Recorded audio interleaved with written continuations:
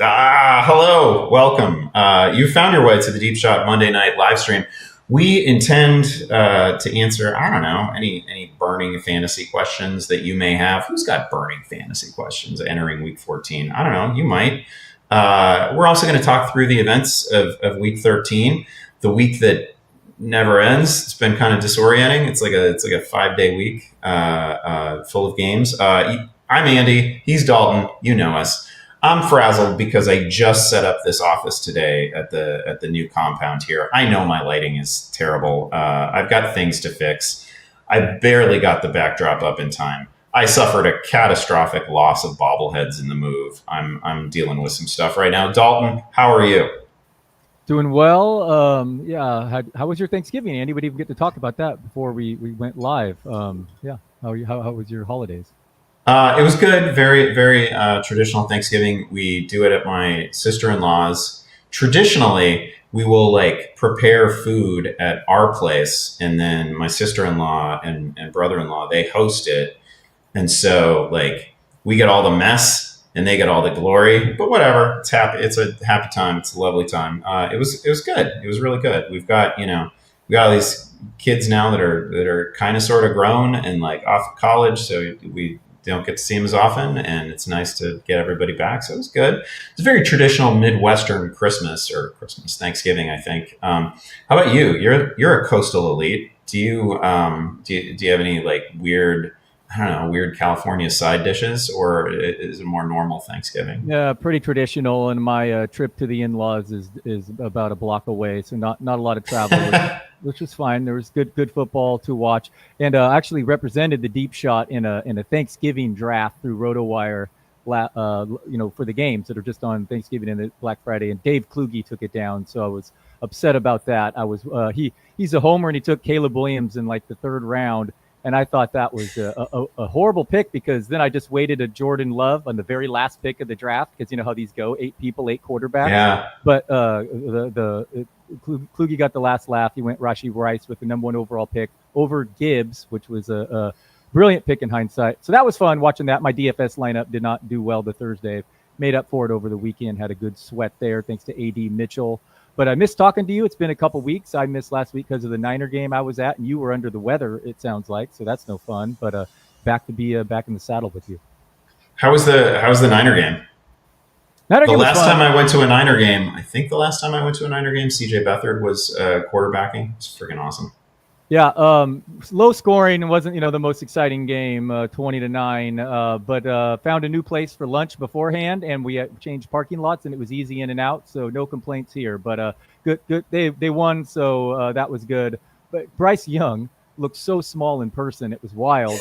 And then to see what he did 6 days later against the Rams, man, the NFL, you just can't predict this stuff. They're the wildest team. They have some wins this year. I don't know. Are they good? I mean, I generally walk away from their games thinking that Bryce Young looks kind of sneaky terrible. But I don't know. That's a pretty frisky team. They have some talent. And he can do some things. I don't know. That little 5 game stretch at the end of last year really did happen. I don't know. Weird team, man. Yeah, fourth down magic. He's now became the youngest quarterback ever to lead 11 game-winning drives, passing Peyton Manning. But I mean, I still think it's unlikely he's a starter in the league next year.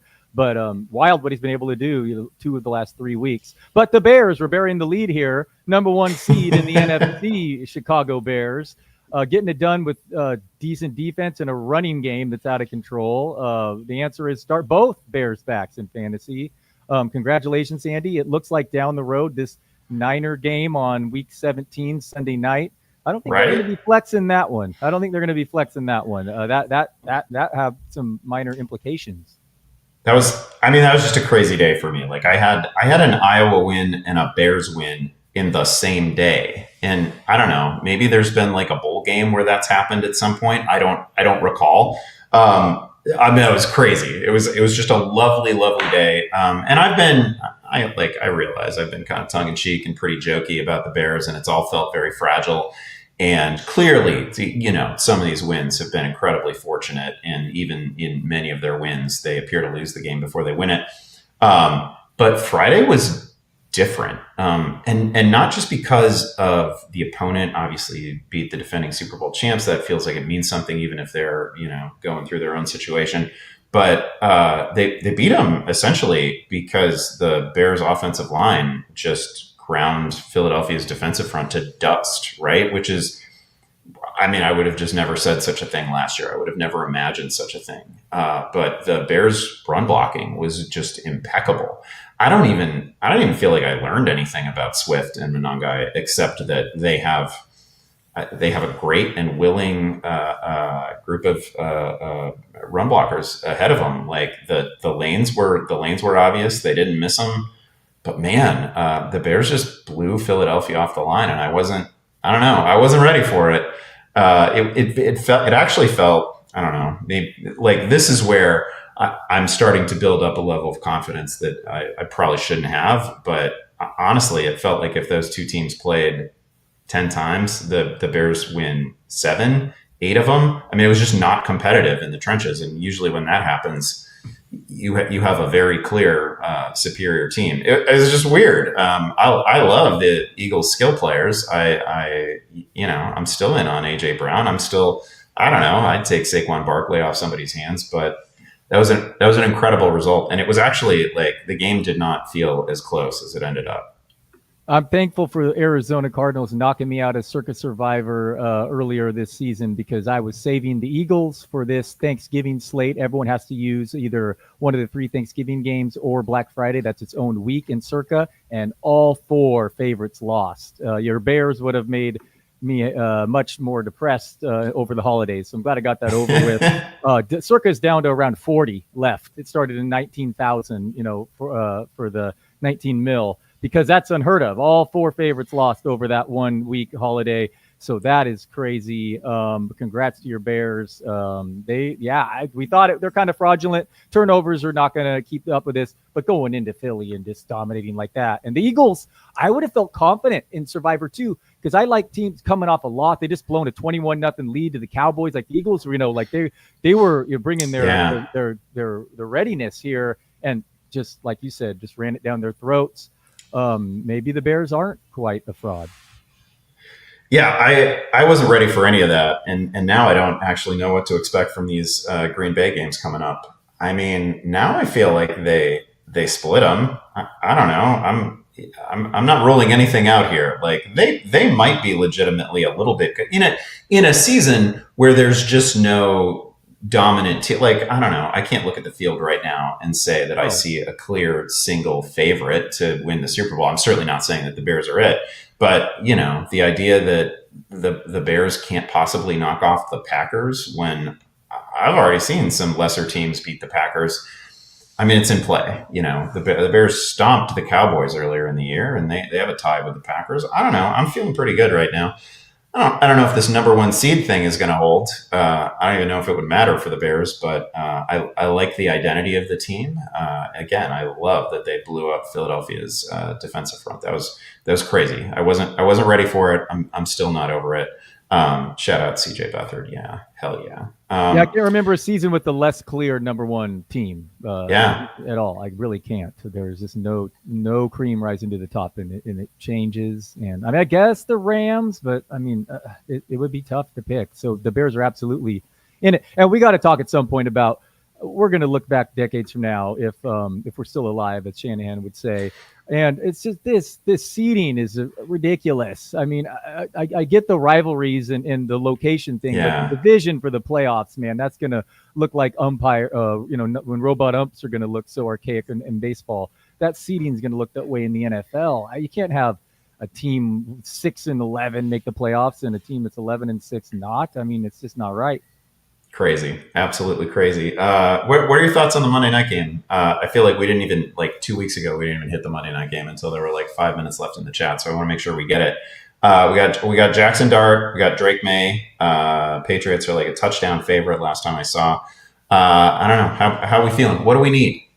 Winnie Henderson. I have a lot of Henderson. A lot of my fantasy teams actually doing all right this year. When you have a lot of rookies and Rashi Rice, the second half of the year has been better than the first. And Henderson, as I like to call him, did get the good workload. He really disappointed in the matchup. The loss of those linemen hurt, and now that's going to continue to be the case tonight. But I think Stevenson stuffed to the goal line. I think it's now the rookies, the majority of the backfield there.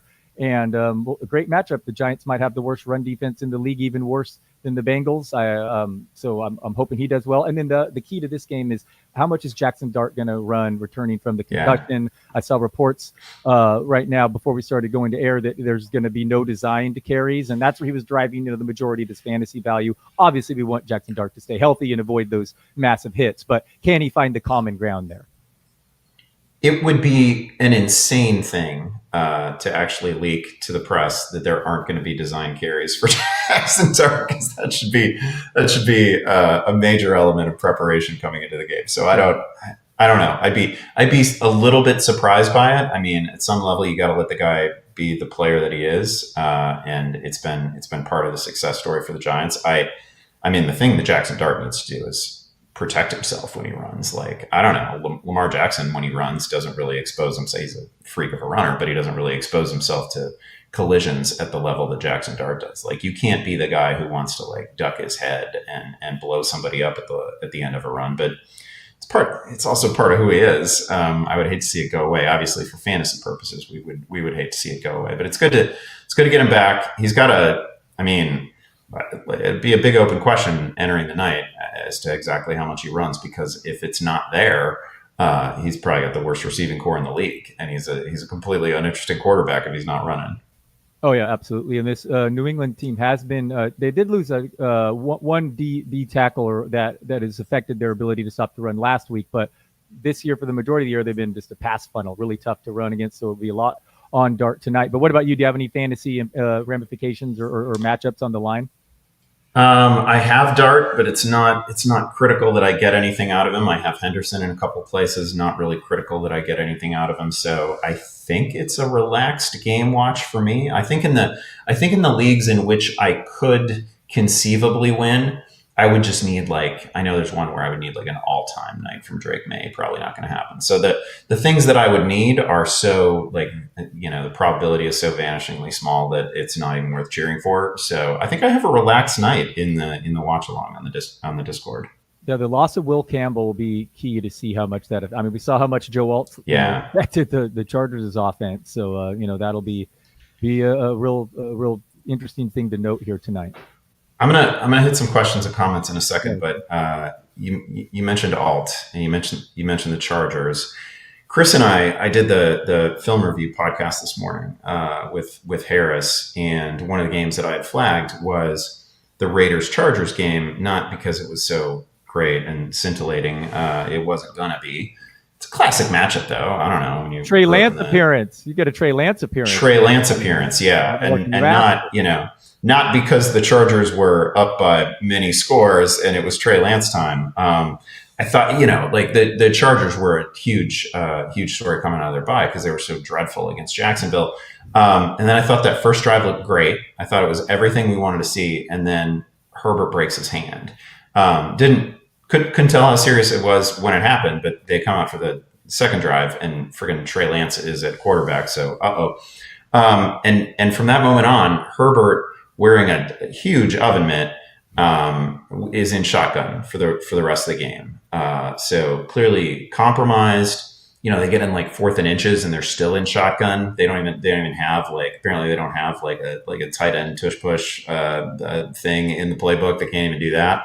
So scenarios where you might expect Herbert to run, he can't. He can't take snaps under center. How worried are you about that? I mean, they have Philly coming up. I don't even know what Philly is right now, but they have a tough schedule ahead of them. They have a bunch of very good defenses ahead. Are we petrified of Herbert? Chris and I basically agreed. Yeah, we're pretty petrified of Herbert. Yeah, I agree as well. And he has the extra day Monday night facing the Eagles. But the reports I just read is that Trey Lance is going to be for goal line packages. So that's a big problem for fantasy value for Herbert there. That's actually good to hear, because they gotta figure something out, because we can't be in shotgun, we can't be in pistol when it's like fourth and inches. I mean, Kamani Vidal had a really good game, but Kamani Vidal is not that guy. Like, there's not many people who are that guy. Like, that is just there's just no way to live, no way to operate. Hampton may be back, but yeah, I mean, my guy Trey Lance did muff a snap that was, nullified by a false start, so it may not work. But that, I think, is what's going to be their plan, is bring him in around the goal line. So obviously that's a killer for fantasy, big time there for Herbert. So yeah, it's a problem. It's too bad. He suffers these injuries the last multiple years now. He plays through them. He's tough, but Yeah, he still had zip on the throws. But yeah, they weren't very productive passing wise after he came back in that game. They didn't need to be, but they might just ride Hampton and Vidal and go from there. pretty light week in terms of injuries overall. Aaron Jones picks up a shoulder that could lead to a bunch of Jordan Mason and a terrible offense. What else? Amon-Ra St. Brown. It's a little thornier, only because he's just a great player that you can't replace. The Lions can't replace him. You can't replace him as a fantasy manager. It just stinks. But probably only going to be 1 or 2 weeks. I don't know. Did you feel like there was a direct beneficiary fantasy wise? Tesla played like the whole game. He played over 90% of the snaps, still only saw 2 balls. Yeah, Jameson Williams in that aforementioned draft. When I took Zay Flowers, I said, I know that I'm going to regret passing on Jameson Williams here. And Bob Harris, the legend, took him right after me. And that was the right move. I think it benefits him. The early consensus, Jameson Williams is a wide receiver 10 this week. So they're expecting St. Brown to sit in this short week, and he's going to be the beneficiary. No Laporta. Also, Jameson Williams had these big splits the last, before he put up the goose egg, once everyone did rank him the highest they ever had. Not just necessarily Dan Campbell calling these more crossers, but without Laporta off the field, it's been a big help. And now you remove St. Brown, and then absolutely. And this Dallas Cowboys, all of a sudden, run defense has gone from horrible to good with Quinnen Williams, so they're going to be having to throw. Yeah, JMO, of course, he'll probably break our hearts again, but I mean, he's going to be a top 10 option if St. Brown sits on Thursday night. Probably going to be in every DFS lineup too, right? Oh yeah, well, for sure, with the one game. But yeah, no, that'll be a fun one, man. These primetime ones have been good, and this one, it's too bad they're not going to be at full strength, but that'll be an absolute fun one Thursday night. Hey, Jorge. Good to see you. Jorge, we took a week off on the Fantasy and Frame show for Thanksgiving, just ignoring the people's needs, but we'll be back next week. Good to see him in this chat. Let's take a couple questions here. OTG, I'm a Debo and ETN owner. Last week I dropped Tootin for McLaurin. Ooh, can I now drop Debo for Tootin or Kamara? I'm not super interested in Alvin Kamara. I think I have as many shares of Alvin Kamara as I care to. Man, McLaurin looked awesome, by the way. And that wasn't just that was probably as good as Terry McLaurin has looked this season. And it was like crossers, it was slants. It wasn't just like, oh, we hit a deep shot to Terry McLaurin. That's where he got all his stats. It was like sort of bread and butter stuff. I thought that game was great. I thought he was awesome. Can I drop Debo for Tootin? I mean, I don't want to have both Debo and McLaurin on a roster. They get the Cowboys in week 17, I think, and maybe there's a shootout there. But I can't imagine the scenario where I really want to be starting both Debo and McLaurin. I don't know. How do you feel about this one? Yeah, Doc Kamara. Tootin is still just a lottery ticket. I mean, if ETN does go down, so I'd probably just hang on to him unless you need Debo. But assuming you don't start him, I'd rather Tootin the lottery ticket. But McLaurin looked great. He was in a limited role. Yes, the late fourth quarter and overtime helped the stats, but he also had a 30-yard TD nullified. He did score later that drive on the first touchdown Surtain has allowed in like forever.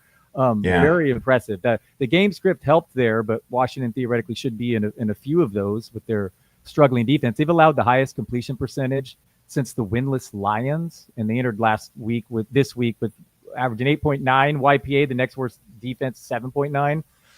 So McLaurin, and his like DFS price, I was looking at it was released before he erupted, so pretty low in DraftKings in Minnesota this week. McLaurin was super impressive, and I mean, he's going to overtake Debo and make Debo droppable. Yeah, I agree. There are a couple. Go ahead. Sorry. Yeah, go ahead. No, go ahead. No, you finish, Andy. You were coming much closer to answering this question than I was. I Ultimately, I don't know that I would do it for Tootin or for Kamara. I'm not going to do it for Kamara. Kamara's injured. It's a go nowhere season, so I'm not super interested in Kamara. I'm a little bit interested in Tootin. And if you absolutely would never start Debo, I'd think about it because the upside of a Jacksonville running back is pretty high, and he's playing. I don't know that you'd start him. No. Ideally, you're not starting Bashal Tootin. You're holding on to him in case anything happens to ETN. Totally fair. I was going to say over there was I like these comments above it that one person pointed out that it's a Bortles stat, the Bryce Young, the comebacks. He wouldn't be having to make these comebacks if he was being better. Very Bortles, yeah. That is a very good, very excellent point. That before we even get to this, I just want to mention the Bo Nix game. Like Bo Nix made the worst throw that I saw all week, and he made the best throw that I saw all week, and that is just so classically Bo Nix. I don't have a lot of him. I don't know what to do with him. I'm glad he's in the league. I'm entertained by him. When it's all bad, when we get like a fully bad Bo Nix experience, it's really trash. But that touchdown to Cortland Sutton was amazing. Yeah, just when I think Franklin's overtaken Sutton, Bryant passes Franklin last night. It's just just crazy there. But and Evan Ingram, they wouldn't stop targeting Evan Ingram, and it finally worked in overtime. Didn't really work the entire game, but they didn't veer away from it. Yeah, I'm thankful for those RJ Harvey short scores. It was not too great otherwise. The OTG is right. Goal line TDs are becoming a thing for Nangai every week. I don't like. It would be a little bit oversimplifying to say that Monangai is just purely the goal line guy because we are seeing DeAndre Swift get touches near the goal line. And again, I feel like I say this every week, but like DeAndre Swift has made some of the biggest plays of the Bears season, and they haven't forgotten it. And like he's not going away. They're very. And also at some point in the Eagles game, he held an overwhelming edge in terms of touches, and then it was a lot of Monangai late. They're both really good. Swift is obviously a more proven, more capable receiving threat. Right. He's the vet. He's he's going to get some of those goodies. They are going to see, you are going to see him at the goal line too. I don't think that this is exclusively, Kyle Monangai's turf, but they do like him there. And I know I've said it before, but whenever the coaches talk about Monangai, they talk about his physicality. They like him as a goal line option. Yeah. Ben Johnson helping that running game, the yards per contact before contact, yards per carry before contact he's helping the running backs far more than the receivers, which we had hoped, fantasy. Yeah. And I agree with you that Swift will still get some goal line carries. And they are pretty much doing that hot hand approach. 2 weeks ago, Swift pretty much was benched after he lost the fumble in that game. But, they went right back to him last week. And I think can I just say, nobody's proven to me that was a fumble. It is not visible on any replay. I'm still sick about it. I can't believe I don't know. I don't even know if it was, I don't know if it was reviewed. I don't remember if it was reviewed, if it was challenged, whatever. It was a turnover. But like you can't see it. At no point do you see the ball come out. It's just a huge scrum. It's just a huge, like massive humanity. And after 5 minutes of peeling one person off of another person, the Bears lose the ball. Nobody can prove to me that DeAndre Swift fumbled that. I was going to say about the Broncos with Bo Nix. The Broncos entered last night scoring 47% of their points in the fourth quarter. And then, of course, that's the only quarter they didn't score in because, that's crazy. He's been doing all the garbage time stuff or the heroics. Shouldn't say garbage time. He's winning games. But, he's definitely a roller coaster to watch. Since you're mentioning like an oddball stat, I don't think I was even aware of this, but in the broadcast of the Raiders Chargers game, the graphic on screen was telling me that Ashton Genty is averaging 1.1 yards per carry in the red zone this year, which is insane. And we're not talking about a bunch of carries from the 1 yard line that he's converting. These are just failed rush attempts in the red zone. That's horrendous. I don't even think he looks bad. Like, I think he looks fine. I think he looks really good. I think he looks more than fine, and I'm glad they're passing him the ball more. He deserves better is all I keep writing because I think he's going to be an awesome player in this league, and that line is just a total mess. That guy's going to be really tough to start until we get to, I think they get the Giants in championship week, which is obviously great. We like that matchup, but they got like Denver, maybe Houston coming up. Like they have a murderous schedule coming up over the next 3 weeks. I don't think he's going to be a locked-in starter. Yeah, the Raiders' implied team total this week is 16.5 points. Only the Titans at 15.5 lower. That's not ideal for your first round. It's not ideal. No. What are your thoughts on this? Isn't even a question really, but thoughts on Emeka Egbuka? Where are you ranking him? Like, I find him to be a rankings challenge because that guy's good. It's proven. It's not like I think Chris Godwin is such a brilliant talent at this stage, coming off injury, that I need to knock Egbuka down the ranks. But man, it's been rough. I get it. No, this was the other question I wanted to point out because it's funny. It's the exact opposite of most rookie wide receiver progressions seasons. And yeah, look, his consensus rank is wide receiver 15 early on this week, and I don't feel the need to lower it or certainly not raise it because it's been bad for a while. Tough to trust in DFS, and Godwin did kind of emerge and looked healthy this last week. Mike Evans might even return to practice soon. Bucky Irving's back.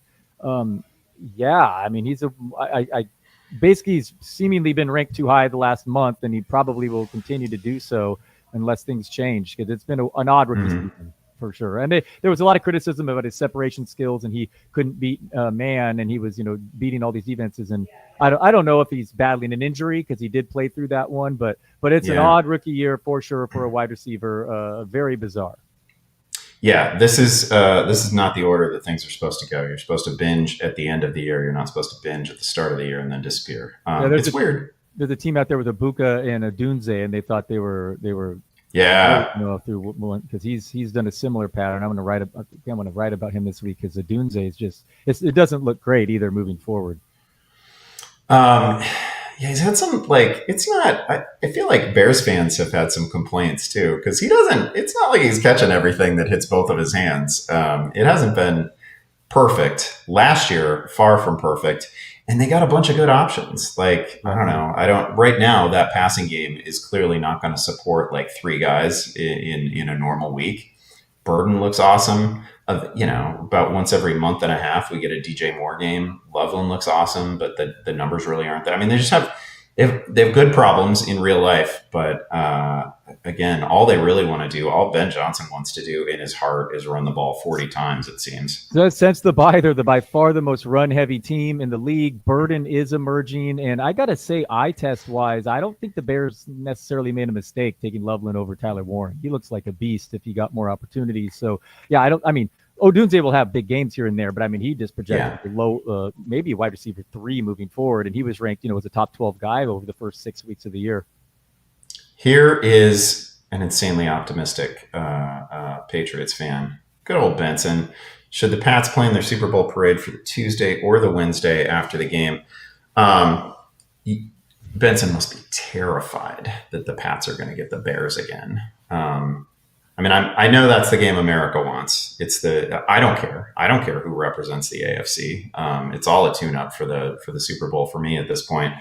I mean, Patriots fans have to be absolutely peeing themselves in terror that they're going to get this Bears squad. That favorable schedule really has helped, but man, what a turnaround by Vrabel. What do we got? Hello, Kevin. Kevin keeping his perfect attendance streak intact. Let's talk about how we started Mechie. Mechie, perhaps not, in fact, the Jets' number 1 receiver. Let's not talk about John Mechie, who I also started in Scott Fishbowl. I'm crushing in Scott Fishbowl though. And I've still got Drake Maye to go tonight, so it's a good week for me there. I think I survive another week, but what are your thoughts on A.D. Mitchell? I mean, I don't know that Garrett Wilson comes back this year. I don't know why they would bring him back.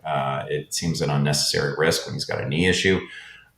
Mitchell looked good, and Mitchell's looked good before. Mitchell looked great for every yard except the one where he dropped that football that got him, exiled in Indy earlier this season. I mean, he had the one terrible game that was almost a brilliant game.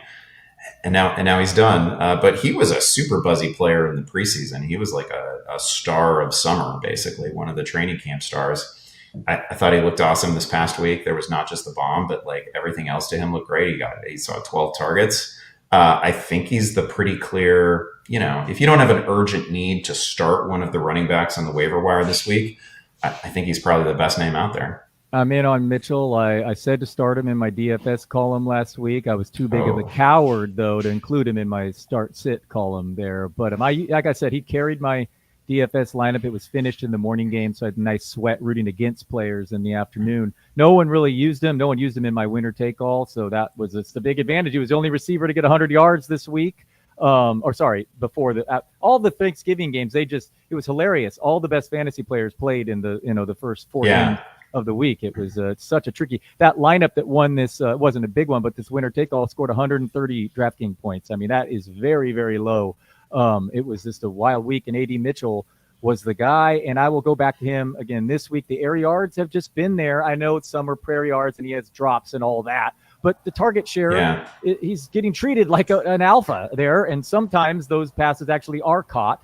And Tyrod Taylor's an upgrade over Fields. It's not ideal, and but I mean, even I think that if you've been following the media after trading for him, the coaching staff is like, oh, we got a player here. And I'm sure he'll make some boneheaded mistakes here and the drops will continue. But when you're getting target at that rate and at that distance downfield, there are going to be spike weeks. And I don't see any reason why it would stop on the Jets. There's no one else there. I mean, just feed AD Mitchell and deal with the yeah, drops and you'll get some explosive plays. Because he's not just he's drawing pass interference plays, and these other yep. plays are close too. They're not just prayer yards. So I don't know. I'm in on Mitchell.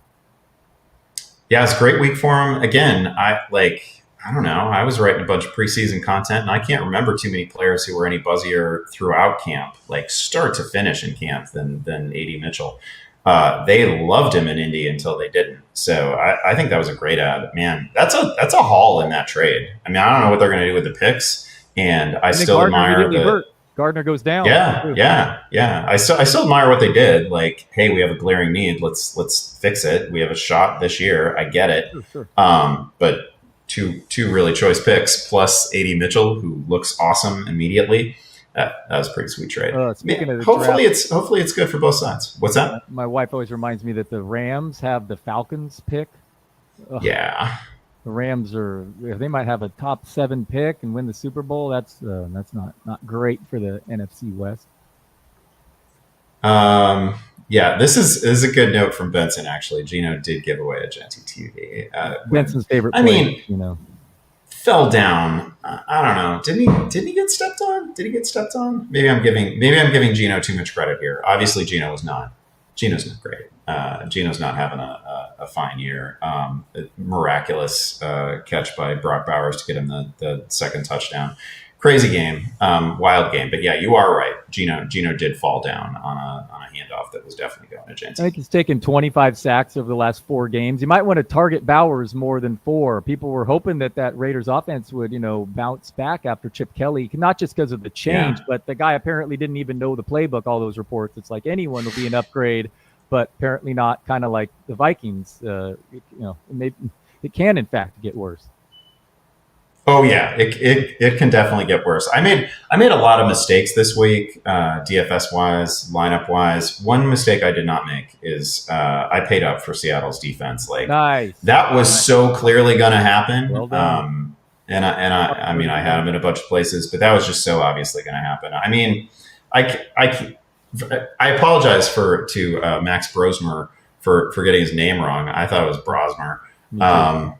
But my God, like, I don't know. I saw that guy play at Minnesota, and at no point did anyone tell me on the broadcast that I was watching someone who was going to play on Sundays. I understood the enthusiasm for him, which was simply a reflection of like dissatisfaction with JJ McCarthy and everything that's happened at the Vikings quarterback position this year. But the idea that guy was going to fix things after being just a fine 1-year Big Ten starter, I don't. What are we doing? Like that was never going to work out. And of course, Seattle, like a legitimately great defense, did what they did to him. I feel bad. I feel bad that he got fed to the Seahawks. Honestly. No, well done. I think he scored 32 fantasy points in DraftKings, and that was the ugliest pick 6 I think you'll ever see. Man, that was just brutal.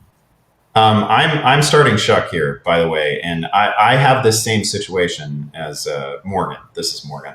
As Morgan, who this like week 14 bye situation. This sucks.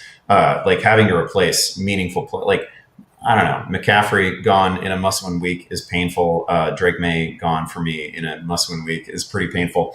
But I did look ahead to this one because like some of the normal quarterbacks that like you want to, they feel like a comfortable streaming answer for you. There's just a lot of bad matchups for those guys this week. Like, do I want CJ Stroud going against, Kansas City? I didn't love that. Maybe it'll work out. I don't know. But I'm actually going Tyler Shuck here. I think he's fine. I don't think he's great. I don't know that he's some diamond in the rough or anything like that. But I did scoop him up a couple weeks ago. Obviously we like Olave, we like Johnson, and I believe they get a matchup with. I'm not looking at it right now, but I think it's Tampa Bay next week. Yeah, I was actually going to write up Shuck as a cheap option in DFS this week against the pass funnel Bucks defense. My preliminary QB 19, which you could do worse, given the matchups this week. That said, I'm going to be tempted to have McCarthy around there, if not higher, at home against Washington indoors. Their implied team total like 4 points higher. He runs. I don't know, but he's so bad. It sounds like Andy's like, no. Shuck has been getting it done, and even Vele's emerged. Yeah. So I think they're close, though, honestly. If McCarthy's starting at home against Washington, I'll probably have them both around QB 20. Not the worst bye week fill-in. Oh, that is really tough. It's Washington. Oh my. Yeah, no. Like I just said, the highest completion percentage since the winless Lions, and I mean they're pretty bad. If McCarthy's going to do anything, it would be in that matchup. I don't know that I can do it just based on everything that we've seen. He's just missing so many guys. After concussions, yeah. I mean, Shuck's a fine option. Yes, Brendan, we do streams. Thanks for showing up. Better late than never. Yeah, we've been doing this all year. You're welcome to be here. We appreciate you. Thank you. What else we got here? I got some odd questions. Let's see. Oh, these two are going back and forth because Thomas had recommended Tyrod. Here, I'll throw that one on the screen. Snag Tyrod a couple places. Tyrod's the guy that I actually wrote up this week, who is widely available. He's like 96% available on Sleeper. I don't know. These guys aren't great. Tyler Shuck isn't great. JJ McCarthy obviously isn't great. Tyrod's not great. He did remind us that he's got a little rushing juice at 36. By the way, that guy's been in the league like 15 years. He's 36 years old. He can still run the ball a little bit. So I don't know. I was perfectly happy with the week past for Tyrod. I'm going to write about him as another cheap DFS option and actually have him slightly above, one spot above Shuck. So yes, he's got some sneaky rushing equity. Maybe you can pick up Mitchell and have a stack for you there. But no, this matchup is not bad at home against the Dolphins, who have gone from this pushover run defense to quietly very tough against the run, which means that the Jets will have to be passing. So no, I'm in on Tyrod Taylor as a fill-in this week. He ran into TD. He's 36 years old last week. He still got it. I love this comment from Benson. How excited would Dalton Del Don be if Anthony Richardson became the 2026 Jets starting quarterback paired with A.D. Mitchell? Yeah, too good to be true. Yeah, I have been stashing Mitchell in any dynasty league possible, or trying to trade for him, and of course, I'm sure I have Richardson stashed as well. I don't know, man. My poor guy Richardson. Right when he, when Daniel Jones breaks his leg, he's on IR with his self-inflicted eye injury, but appreciate the AR mention, Benson. Can we talk about Daniel Jones a little bit? Because he can't move. He can't move at all right now. It's crazy that he's playing through this. It's a little weird that they do the thing in the broadcast where they come out and say, oh, he can't make his broken leg any worse by playing. You know what? He can. That's an insane thing to say. I'm pretty sure that Daniel Jones can make his broken leg worse by playing on it. And obviously it's padded. They feel comfortable enough, but you know what? You can make your broken leg worse by walking around, by doing athletic things. Like it's an absolutely insane talking point that is, I don't know. I'm going to swat that one down and say that's not true. But more to the point, for our purposes, Daniel Jones can't move, and they're not running any RPO stuff. There's zero chance that you get like a ceiling game from Daniel Jones the way you think about it, like where he's plunging in once or twice at the goal line. You're getting any designed runs at all. You're getting any scrambles. I think they rolled him out once on the Tyler Warren touchdown, and it was like a slow motion rollout. It wasn't even. I mean, he can't move. And when a couple of linemen like just lose, it's over. Like the pocket crumples and Daniel Jones goes down. It was a fine game. Like you could win a matchup with Daniel Jones as your quarterback. That was a good game, by the way. I enjoyed it, except for the refs making a mess of it at the end. That was odd. But like he can't move, and I don't know. Harris and I talked about him a little bit this morning. I don't think I can play that guy anymore. And I had him in a league where I've got Jackson Dart, somebody else who's on bye next week, and my fallback was going to be Daniel Jones. I don't think I can do it. No, you got it right. That was a tough defense. Obviously, the Texans still haven't allowed a top 12 fantasy QB performance in any week this year, but he didn't run at all. You look at the box score, I think it shows 1 carry, 1 yard. That was him recovering his fumble. So, yeah, he's not going to. The ceiling is gone for fantasy for sure. As you said, it can still be okay with the passing touchdowns. It's a smart system, good receivers and all that. At Jacksonville this week, that's the league's best pass funnel defense. That's the most extreme. Teams have the highest pass rate over expected by a mile against Jacksonville. So he'll be a borderline QB1. But moving forward, yeah, the upside's gone, and it's a problem for the old offense and for Jonathan Taylor as well. It's a big, obvious issue for the Colts, the fact that Daniel Jones is no longer mobile. Can we talk Morgan off the ledge a little bit on Tyler Warren? I mean, to be fair to Tyler Warren, he did score a touchdown. Also, he's playing through some kind of illness, right? Like he popped up on the injury report very late in the week. I'm actually not that worried about the receivers per se. Like, I don't know. I think Jones looks fine in the pocket. I don't think he can escape the pocket, but I don't know. He can still give us 2 or 3 touchdowns. I'm not ruling that out. You just can't get a ceiling game out of Daniel Jones right now in the way that you think about it. He's not going to run. You're never getting 40 rushing yards and a touchdown out of Daniel Jones in his current state. Maybe it's different in a month, but he can't move right now. Warren, I'm not that petrified about. In fact, it wasn't even on my radar to worry about Tyler Warren. I've got him in a couple spots. Should I be worried? Yeah, and I'm not worried about Warren. He'll be fine. And if anything, Jones will be scrambling less. That means more pass attempts, actually. There we go. Yeah. Can't make himself fatter by having another plate. He's already at 3. Yeah, this is fair. Dalton, bad news. People demand you on the Discord watch along tonight.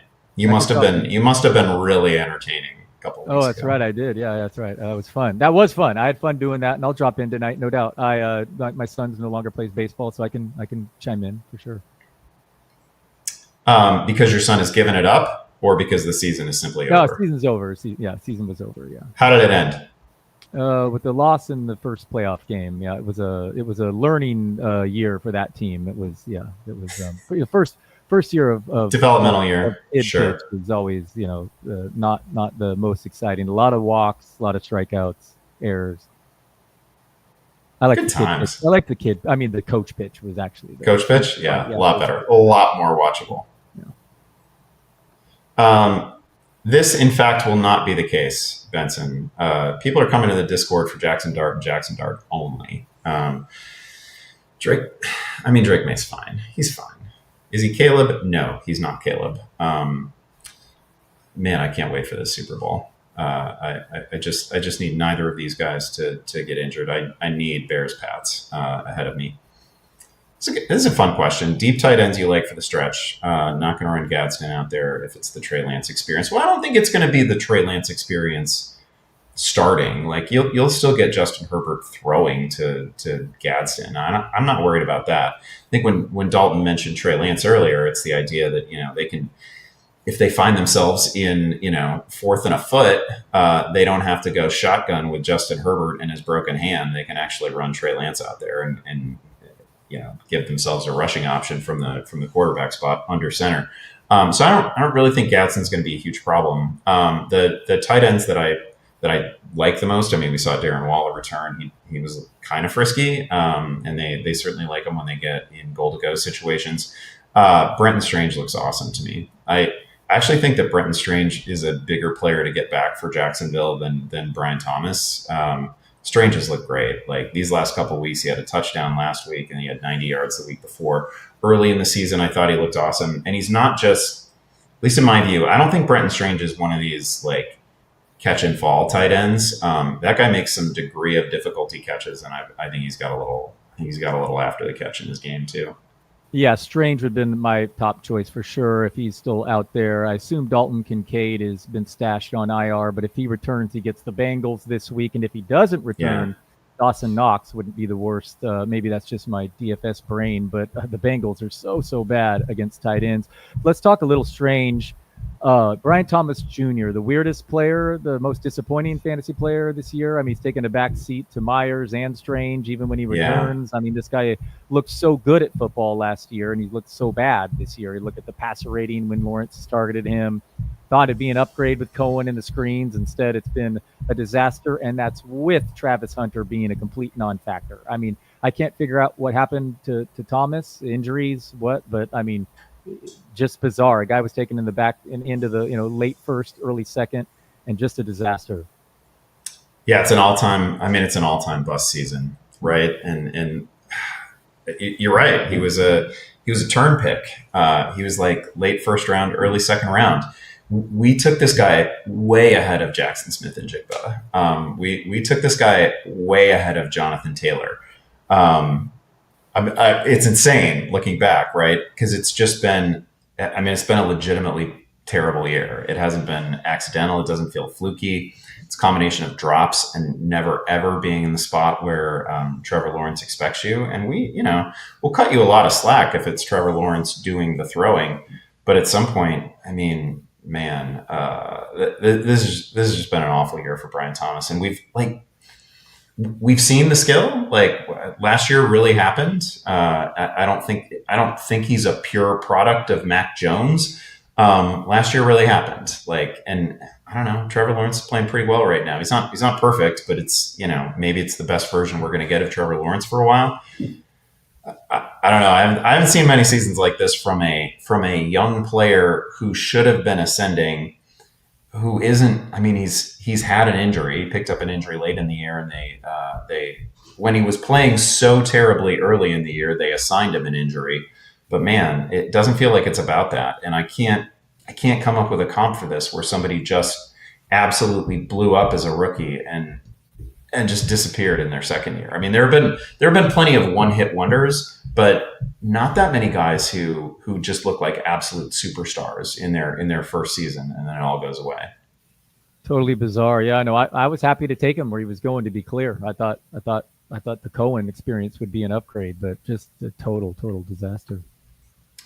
Strange has indeed sent Brian Thomas to the upside down. Dalton, are you watching Stranger Things? Have you seen these first 4 episodes? I have not. I do watch the show. I have not started the new season. What about yourself?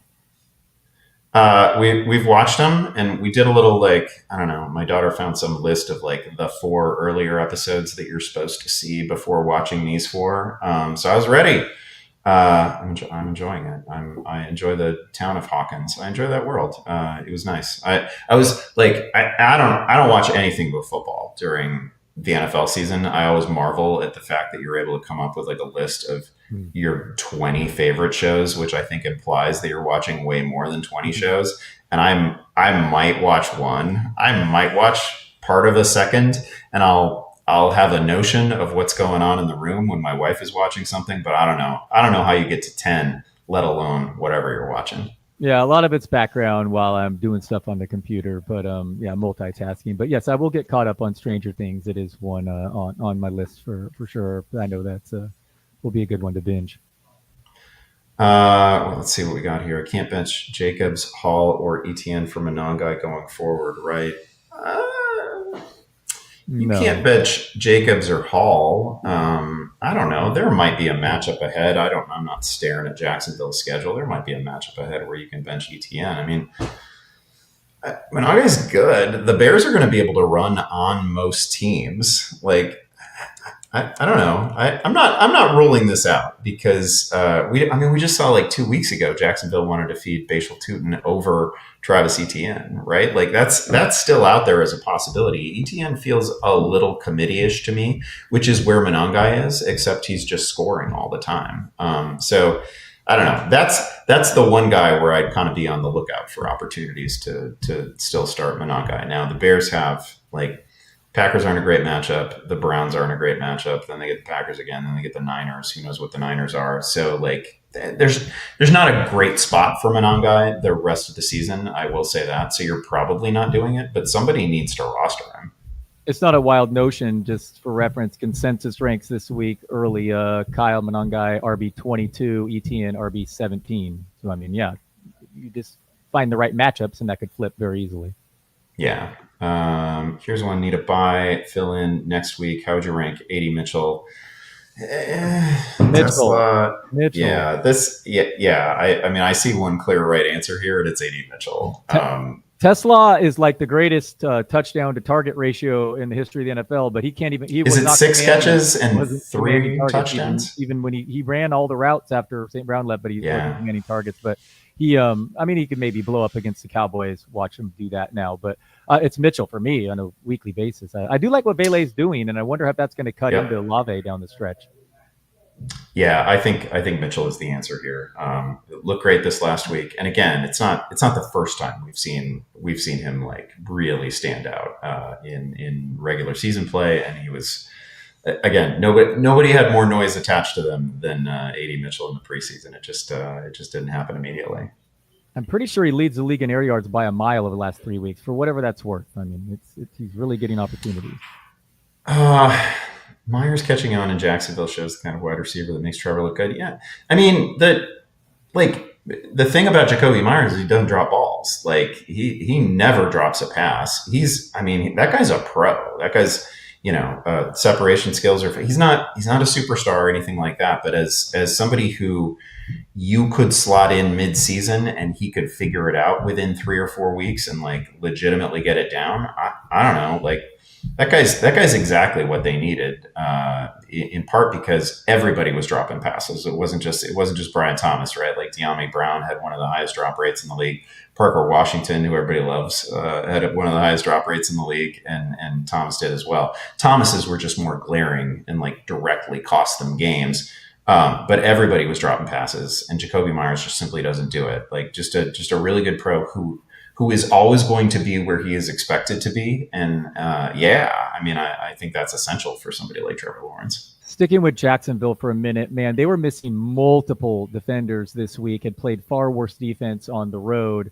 And I was bragging about my Mitchell DFS call, so let me tell you that I was in on Cam Ward as a sneaky play last week, and that was not one. I mean, that was ugly stuff. Yeah. I mean, he just couldn't even get it in garbage time, although Tony Pollard lost fumble hurt there. But I mean, even in when the defenses are backing off, it's 25-3. He couldn't complete the simplest of passes. So that was discouraging. He didn't run as much as he had been, but one step forward, a couple steps back for Cam Ward this week.